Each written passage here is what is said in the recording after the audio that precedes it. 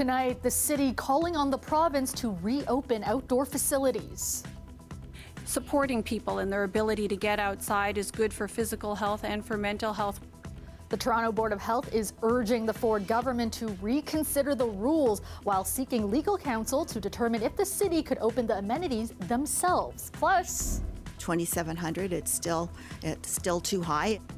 with COVID numbers still high, it's looking like the province's stay-at-home order will be extended. But what will it take for it to be lifted? The province's top doctor weighs in. Plus, clinics across the GTA are expected to administer a record number of COVID-19 vaccinations this week as supplies pour in. We'll have the latest on the vaccine campaign.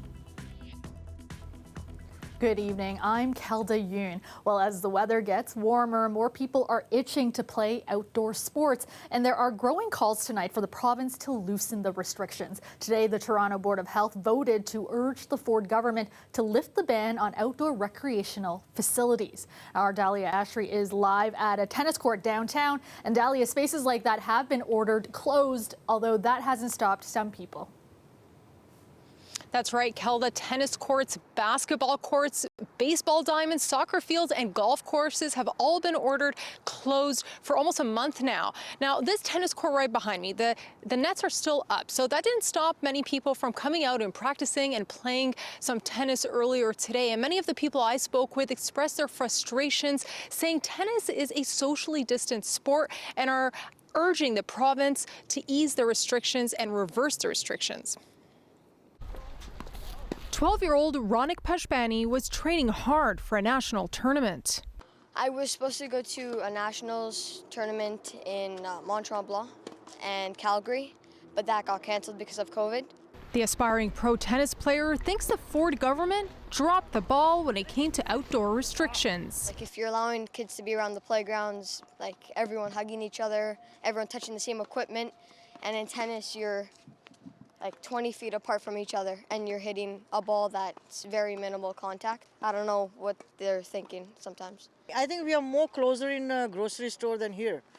Most outdoor recreational facilities have been closed for nearly a month now. Today, Toronto's Board of Health voted unanimously to request the Ford government to lift the ban. But Ontario's Chief Medical Officer of Health says he's more concerned with people congregating before and after the game. As we've seen sometimes in the wintertime, with some of our sports there, the pre-game and post-game activity was certainly conducive to spreading of COVID.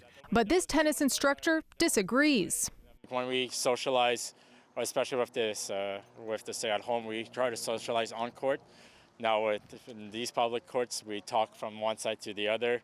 But if you have a couple of kids kicking around a ball, wearing a mask, you know, the risks are pretty low for people's mental health. Give an outlet, and also it's much healthier for people to get outside. Toronto's Medical Officer of Health feels the same way. We know that outdoor activities are certainly safer. She says the city is seeking legal counsel to determine if it could open the amenities themselves, though that looks to be a challenge. My sense is that what we have been advised all along by legal counsel is that it is challenging to do such things as that, especially when there is provincial legislation at play.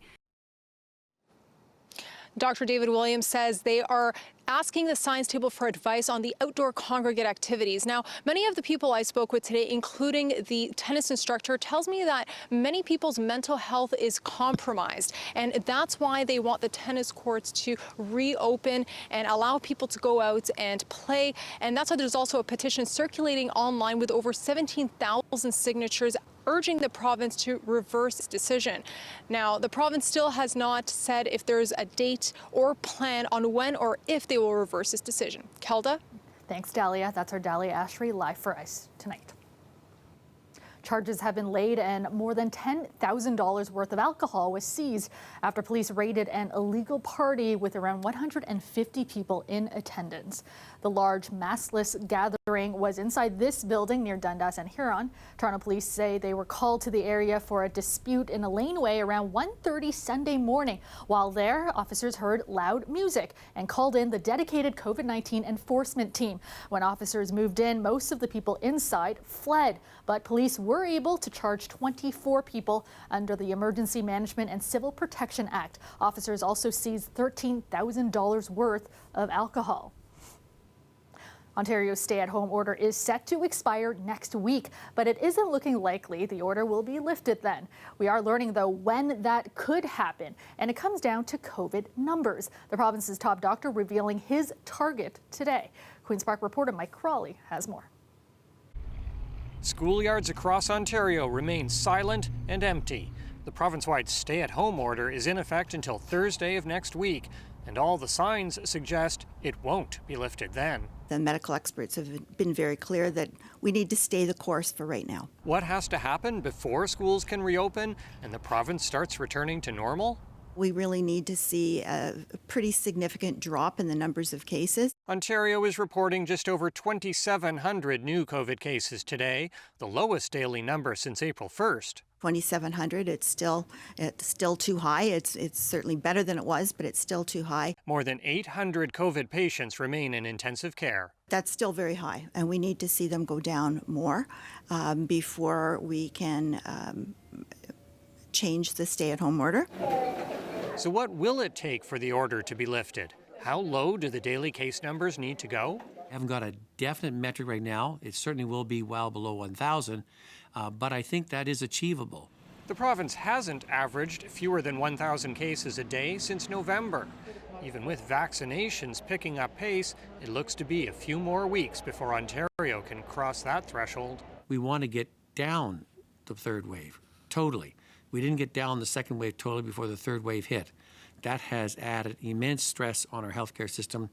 We don't want to repeat that again. While the numbers have been trending steadily downward for 3 weeks, Ontario is still averaging 3,000 new infections a day.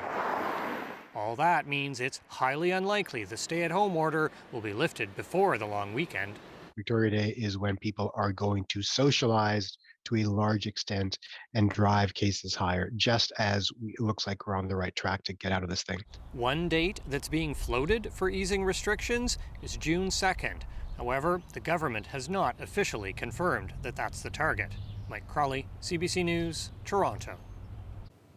The pandemic has caused a years-long backlog of surgeries and medical procedures in Ontario. That's according to the Ontario government's Financial Accountability Office. The FAO says it will take 3.5 years to clear the wait list, but that calculation will only hold up if hospitals can eventually increase their surgical schedule by 10% over pre-pandemic levels. The FAO adds the cost of clearing the backlog will be at least $1.3 billion. Let's go now to meteorologist Ian Black with a first look at your forecast. And Ian, it is pretty chilly out there tonight. Hi, Kelda. Well, I hope you didn't plant your tomatoes already. We've got certainly a risk of frost, especially in the northern sections, as temperatures will be dropping to about 4 in the downtown core. You get into some of those northern sections, it'll be closer to 2, and that's measured about 4 feet off the ground. So if you have any plants, bring them inside. Still chilly tomorrow and blustery. Start with a little bit of sun, that's the best part of the day, and then those showers waltz right back in through the afternoon. Gusts that could be up around 30, 40 kilometers per hour. Look at this wide scale circulation here. This is around low pressure. And all you're doing here is you're recycling cold air from northern Ontario and pulling it across the region. You need this high pressure to come across, and gradually it will. It's going to take another day, but temperatures will warm up. Watch out for that wind tomorrow, a chance of seeing some showers in the afternoon. It's going to feel chilly. It gets much, much better. The 7-day forecast on the way. All right. Thanks, Ian. It's expected to be a record week for COVID-19 vaccinations in the GTA. Local health units say the supply of extra doses is helping them ramp up their campaigns. Nick Boisvert has more on those efforts. The jabs were piling up today at the Ontario Food Terminal, where essential workers lined up for their first shot at their first shot.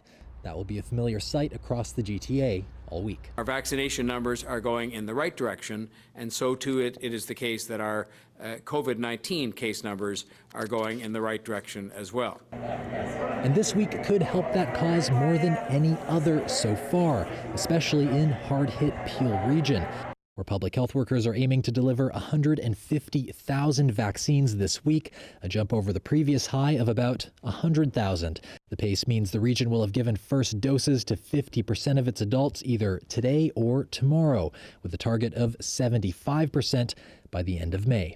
We know that it's just a matter right now of hurrying to 75% and then hopefully benefiting from that level of protection. Peel's top doctor says getting beyond that figure will require a change of approach, like running a 24-hour clinic for the first time this weekend. This actually is an opportunity for us to try it out to see what the demand is like overnight. If it is successful, then we'll certainly use that in our ongoing planning going forward. Right now in Peel, anyone over 18 can register for a vaccine, which means getting to the last vaccine holdouts will require targeted, culturally sensitive solutions, perhaps like this clinic, operated by the Jamaican Canadian Association over the weekend. We know there's a lot of fear and hesitation and resistance when it comes to things like this. A similar clinic targeting Black, African, and Caribbean residents is coming to Brampton this weekend. We want to provide them with the information, with the up-to-date, accurate data that is coming from public health so that they can make informed decisions to protect themselves and their families. Toronto says it's also on track to reach 65% of all adults by the end of May. Nick Boisvert, CBC News, Toronto. Ontario is looking at mixing vaccines to make sure people get their second shot. We don't have a supply date for more AstraZeneca, so it's very likely that we will need to mix different products together. And so I expect that should come very soon because there are some people who are coming up in terms of times for their second shot. The province expects millions of doses of the Pfizer and Moderna vaccines to arrive throughout May and June, but there's no clear date on when more shots of AstraZeneca vaccine will arrive. Elliott says Ontario's scientific advisors are watching results from the United Kingdom, where health authorities have been mixing vaccines for months. The province is also awaiting revised guidance from the National Advisory Committee on Immunization, which is expected to take a position on mixing doses in the coming weeks. It's been nearly 4 years since 15-year-old Toronto student Jeremiah Perry tragically drowned while on a field trip with his class in Algonquin Park. Today, Nicholas Mills, the teacher who organized that trip, is facing trial, charged with criminal negligence causing death. Our Greg Ross has more on today's opening arguments. In her opening remarks today, Deputy Crown Attorney Anna Stanford told the court in a virtual hearing, "We expect to prove to Your Honor, beyond a reasonable doubt, that Nicholas Mills failed in his legal duty to take reasonable steps to prevent bodily harm to Jeremiah Perry and to safeguard his life." Mills, who was a teacher at C.W. Jeffries Collegiate Institute, is facing one count of criminal negligence causing death. He had organized a canoe trip through the Toronto District School Board's REACH program, taking 33 students aged 14 to 19 to Algonquin Park for what was supposed to be a one-week trip in July of 2017. Perry went swimming with classmates 3 days into the trip. He went under the water and did not resurface. It was Mills' actions in the weeks leading up to the trip that the Crown plans to focus on. They say one of the key issues is that students were required to pass a swim test before being permitted to go on the trip. But according to the Crown, Mills was aware that many students, including Perry, wore life jackets during the test, which should have resulted in failure.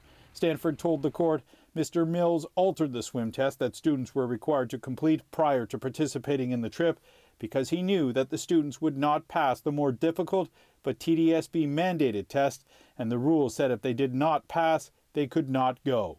Defense attorney Philip Campbell acknowledged as much in his opening argument, saying, "You can take it as a given, Nick Mills did what he is accused of. He asked for a test that he knew was not compliant with what the school board expected and the trip documentation specified. But we will ask you to consider whether there is any credible evidence that this made the trip unsafe, that this decision was indicative of criminal negligence." Instead, Campbell suggested that it's the organization that creates safety standards for the school board that is at fault, an organization called OFIA, which is responsible for the Ontario Physical Activity Safety Standards in education. The court adjourned shortly after noon today once opening arguments were finished. The Crown will call their first witnesses tomorrow. Greg Ross, CBC News, Toronto. I think many people are feeling so frustrated, so fatigued, so fed up, because it doesn't seem to be any endpoint to this. Coming up, with months of pandemic restrictions weighing heavily on everyone, could a reopening roadmap offer a glimmer of hope? We'll have that story after the break.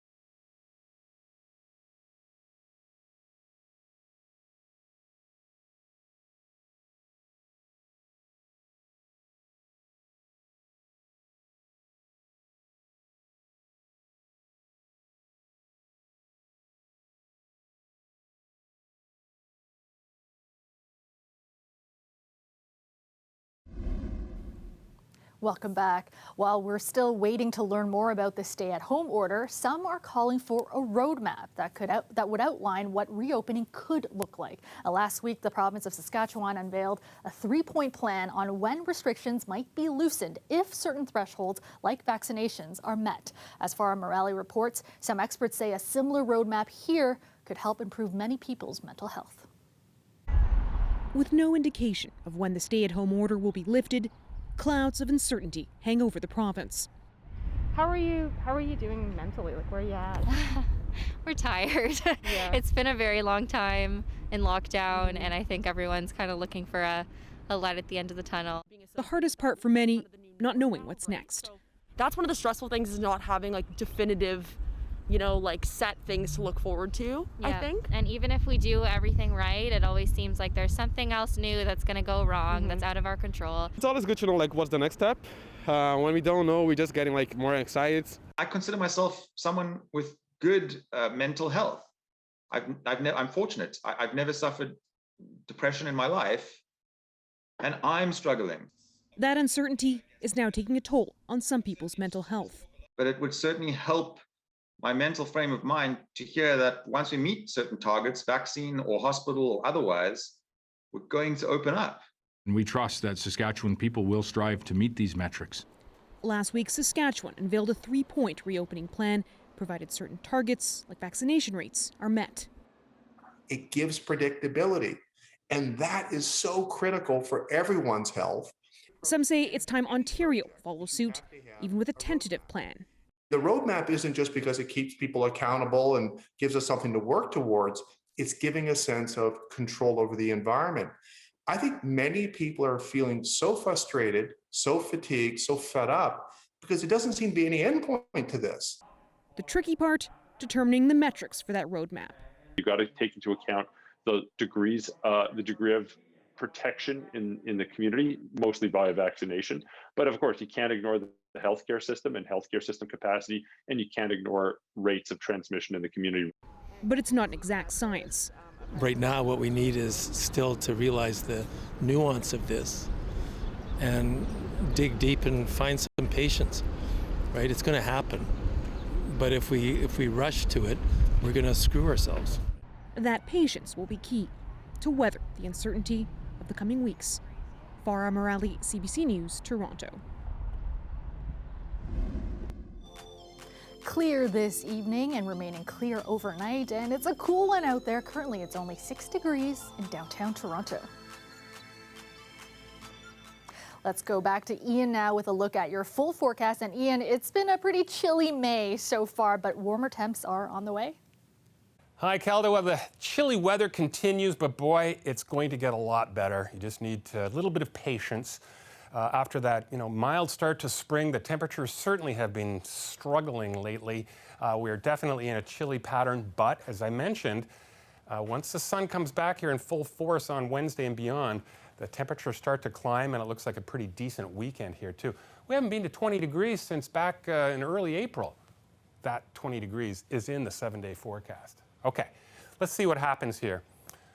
Well, watch how you start out with a little bit of sunshine, then the clouds thicken up, and look, the showers just percolating across parts of the region. So it's a combination of some gusty winds, some low temperatures, and some showers. You really have to dress appropriately for this. And again, I'm going to mention the risk of seeing some frost, not just overnight, but tomorrow night as well, before the sun comes back and we gradually see those temperatures climb after a chilly start to the day on Wednesday, okay? So after Wednesday morning, temperatures start to go up, and 20 degrees is in sight. Okay, here's the big picture.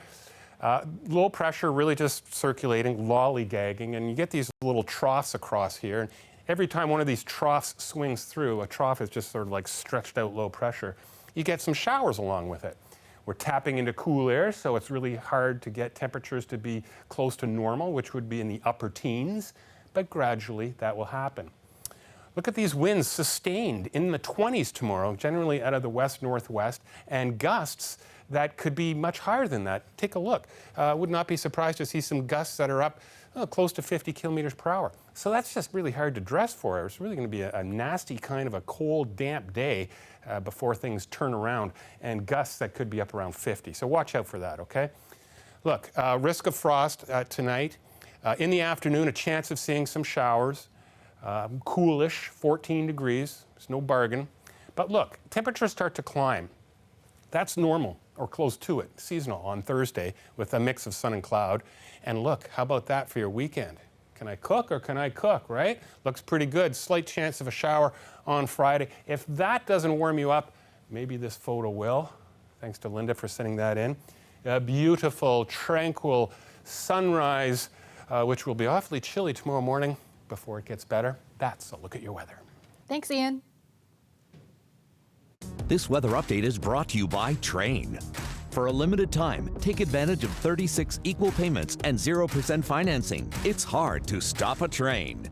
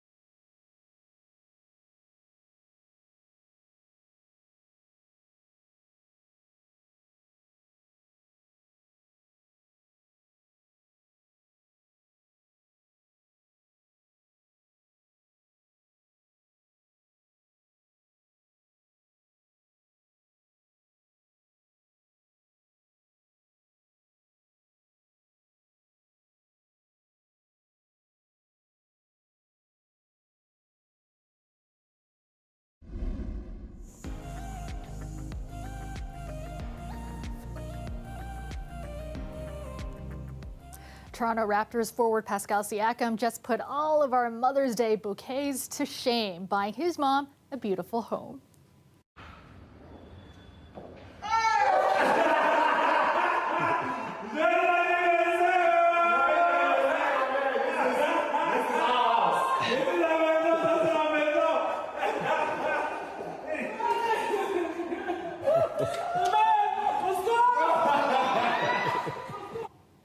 Siakam shared this video on his social media. While the location hasn't been disclosed yet, the Raptor says he's happy to give his mom a place to call home, adding that the gift is in honor of his dad, who passed away in 2014.